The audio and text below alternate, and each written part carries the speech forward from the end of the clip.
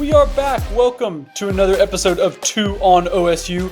We really do appreciate you listening and following along as Ben and I cover Oklahoma State's season for sellout crowd. Ben, it's the middle of football season. This episode is to preview Oklahoma State's upcoming game against Kansas.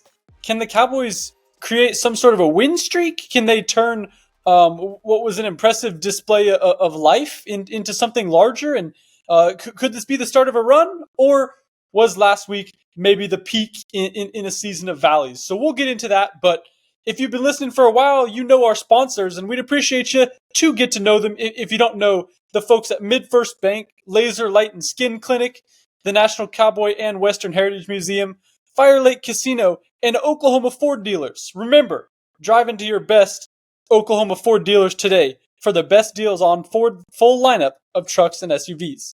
Ford is the best in Oklahoma. Ben, welcome into the show. Plenty to talk about. First ranked opponent, Kansas. What do you got? Yeah, it's honestly kind of weird to be saying that, but it just makes sense. I mean, the Jayhawks have, in these last few years under Lance Leopold, really cemented themselves as kind of a problem for the rest of the Big 12 and certainly for OSU. The Jayhawks, handled OSU easily last year in Lawrence. I know that was kind of Garrett Rangel's introduction, and it didn't go so great. So we'll have to see how Alan Bowman's introduction to the Jayhawks goes on Saturday. That's exactly right. I'll run it down for everyone at home. The Jayhawks are coming in at number 24 in the AP poll. They're 5-1, and that game's in Boone Pickens Stadium at 2:30, airing on Fox Sports 1. Ben, the Jayhawks are favored by 3. To me, that probably feels about right. But like you said, even though the Jayhawks are playing in a road game, the Cowboys are going to be facing a backup quarterback in Jason Bean.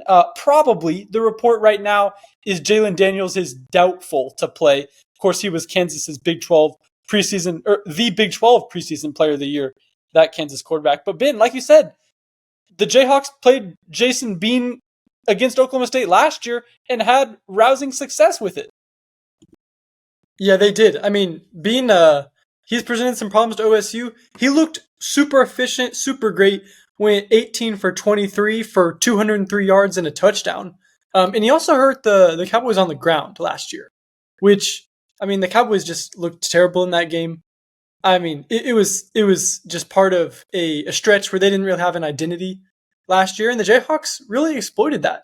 That win last year broke up a huge streak of Kansas Jayhawk losses in the series, and I'm anxious to see if you think Cowboys are going to start something new here and get back to the status quo, or if this is going to be more of a back and forth type deal for the foreseeable future. Yeah, I think it'll be more back and forth, just because, don't hear what we're not saying. Just because Jason Bean has had success against Oklahoma State doesn't mean he's, a better player than Jalen Daniels. The Jayhawks are undeniably better when Jalen Daniels is playing and he's healthy. But what we are saying is Jason Bean is a good backup. And he has a similar style to Jalen Daniels. They're both big on the ground. I remember last year, Jason Bean, I think he had a 73-yard rush for a touchdown. And like I said, 2 through the air too. But yeah, Mike Gundy said, hey, the Cowboys, they're going to prepare for Bean, but not a lot changes when KU has whichever quarterback that they're playing. They're just great on the ground, period. Yeah, that's right. I mean, we all know about Devin Neal, and he's been great this season, of course, so far. He's gone over 85 yards in 4 of 5 games.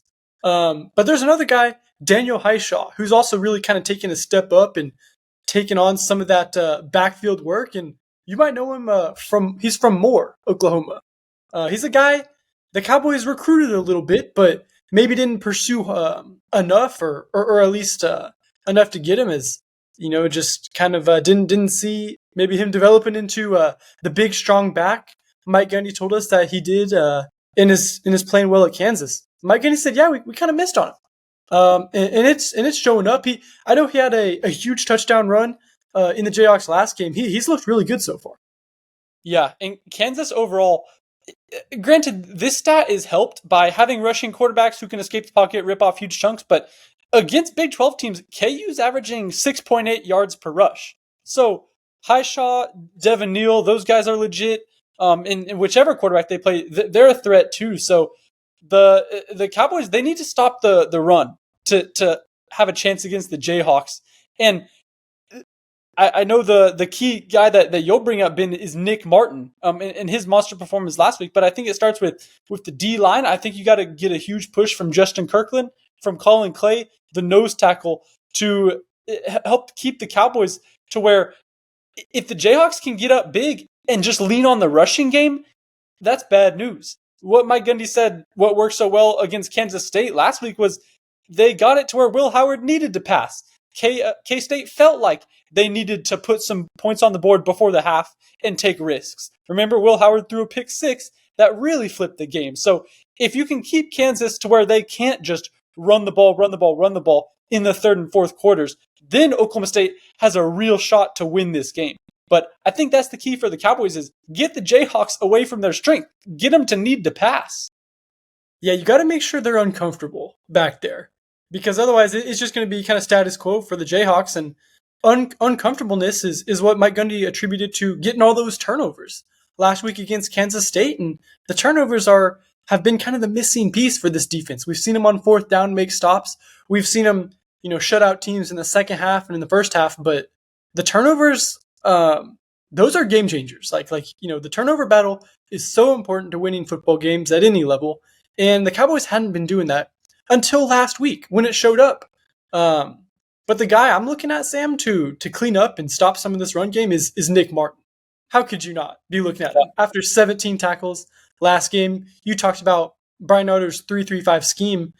Justin Kirkland kind of soaks up the middle of the defense and clogs everything up, and lets fast linebackers run free behind him and make tackles like Nick Martin did on Friday night. Yeah.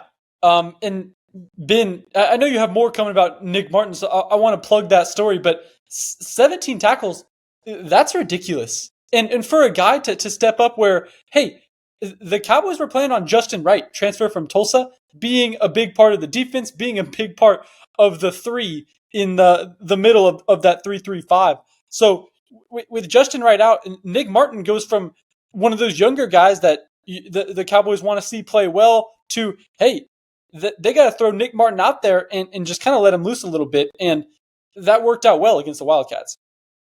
Yeah, and Nick Martin's one of those linebackers who's just fun to watch because you don't see someone, play the game as violently, frankly, as Martin does. Mike Gundy, he had one of my favorite quotes of the year just describing how Martin played. He said, he's a guy that will strike you. And that's just such a descriptive kind of wording of how Martin plays. I talked to Coach Josh Gibson, who is a head coach at Pleasant Grove High School in Texarkana, where Martin's from and where Martin played. And that Texarkana team is a juggernaut. They just knocked off the number 9 team in all of Texas and beat them by, like 40 points. But Pleasant Grove coach, he told me Nick Martin is the most physical player he's ever coached. And that comes from a guy who has SEC, defensive linemen and captains on his team right now, and has had all sorts of success. Xavier Benson is from Pleasant Grove, so Nick Martin's a guy to watch because you just do not see many players play with the physicality and violentness that Nick Martin plays with.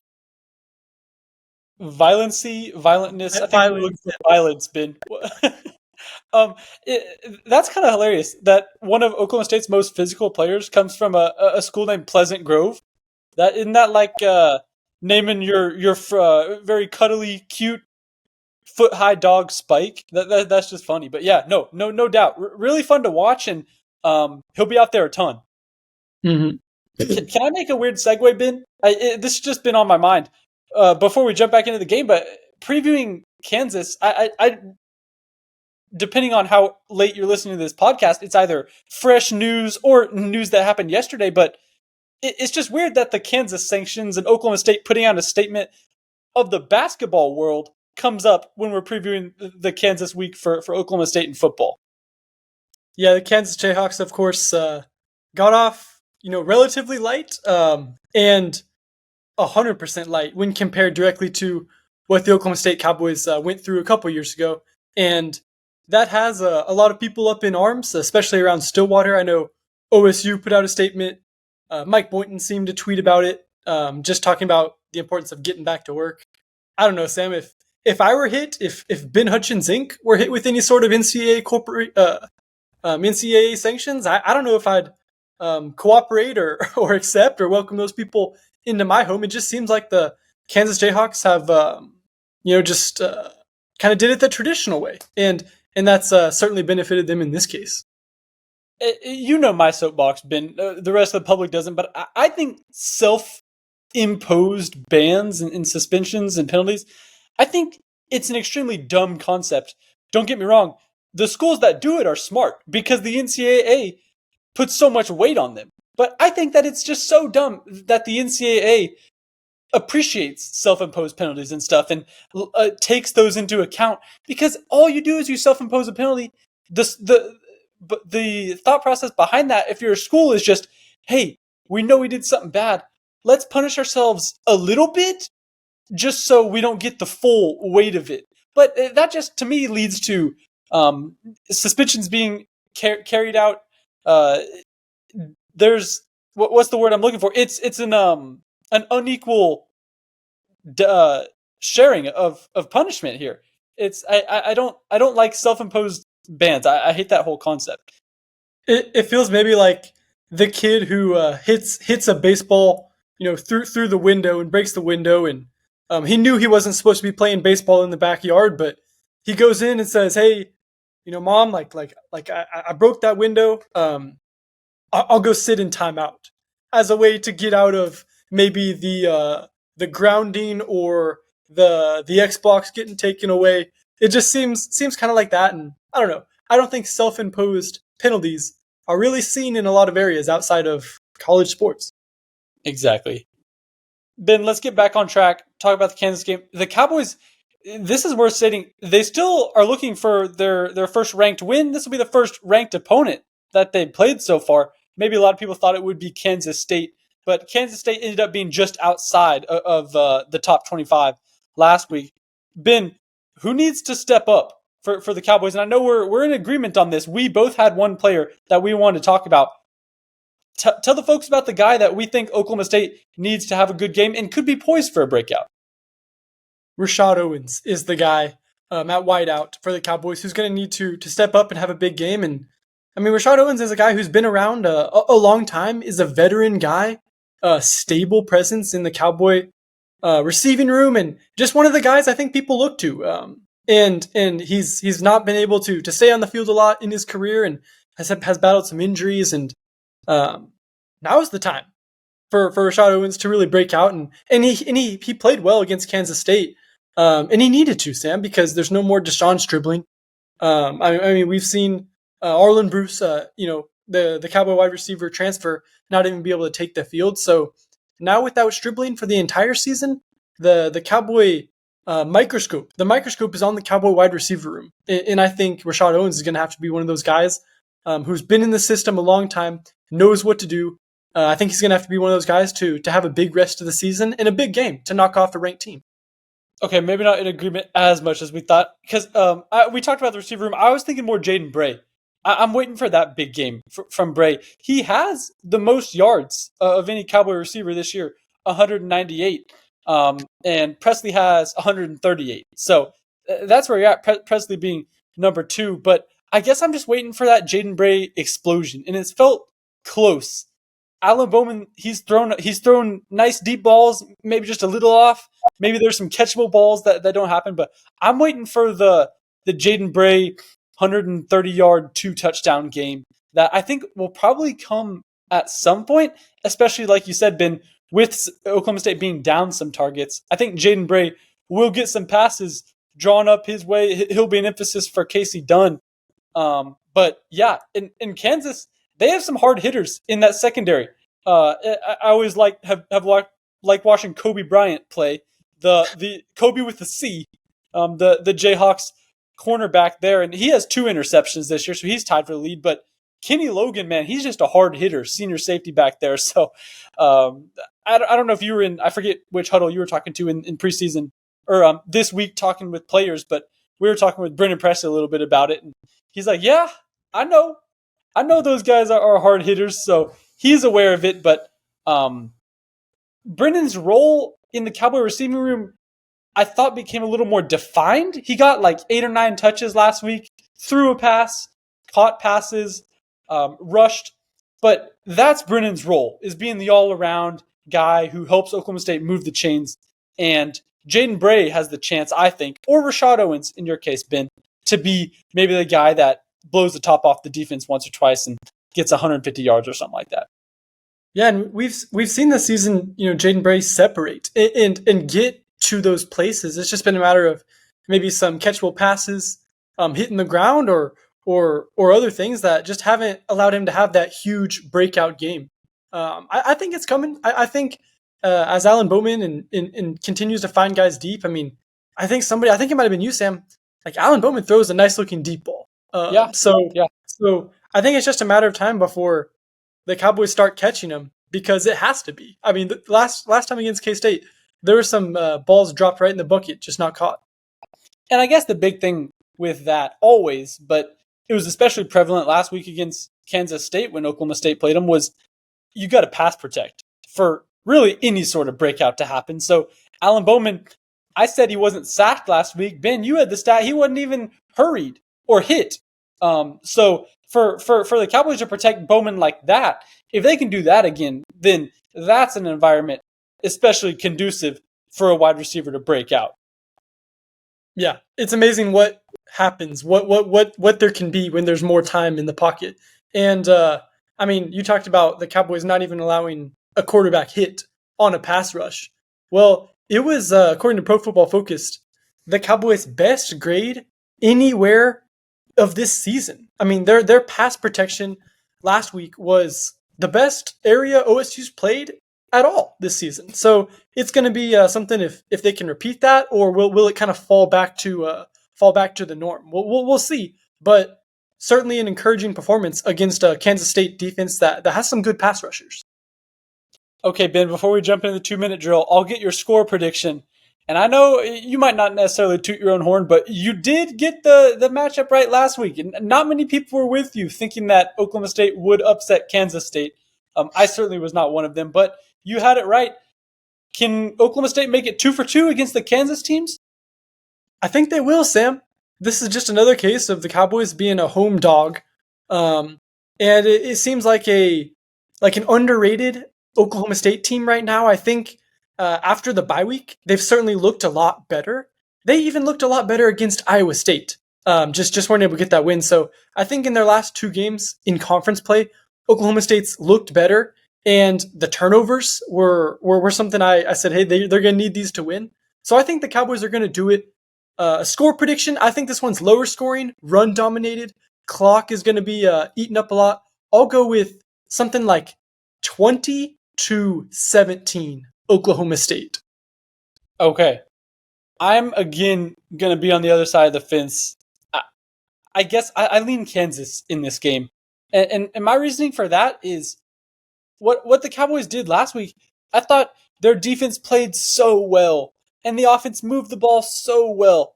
And they still were in a game that felt like it could go either way late.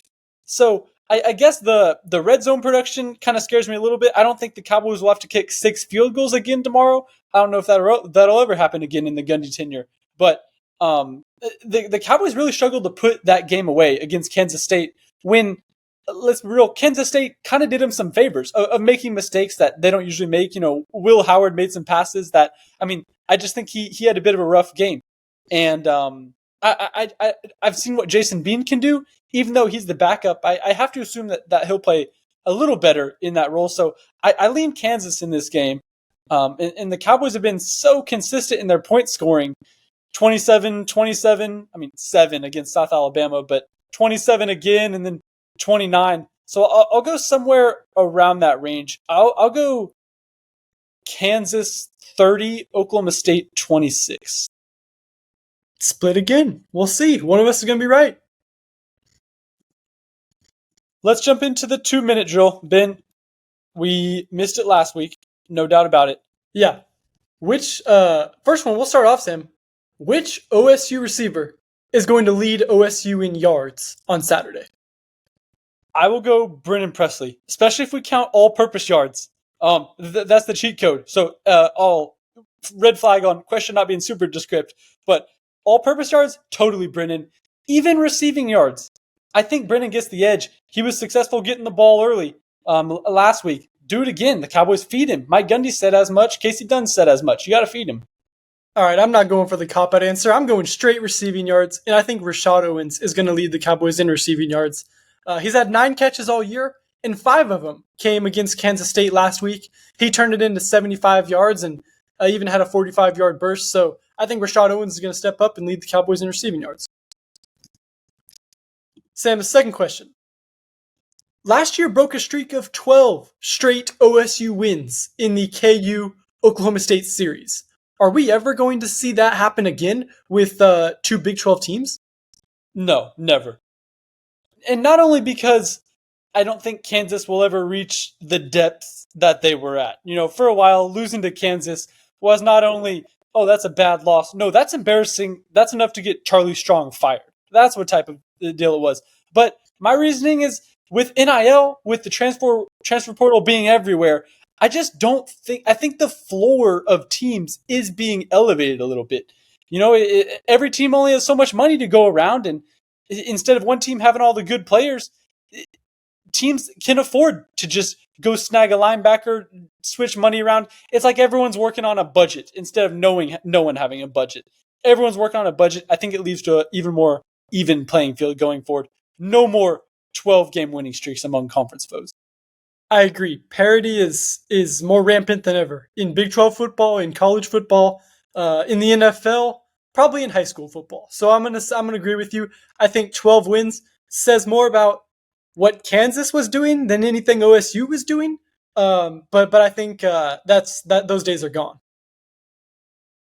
Okay, that's all for us. Thank you for watching, listening to On OSU, and we especially appreciate subscribing, rating, leaving a review, doing all that.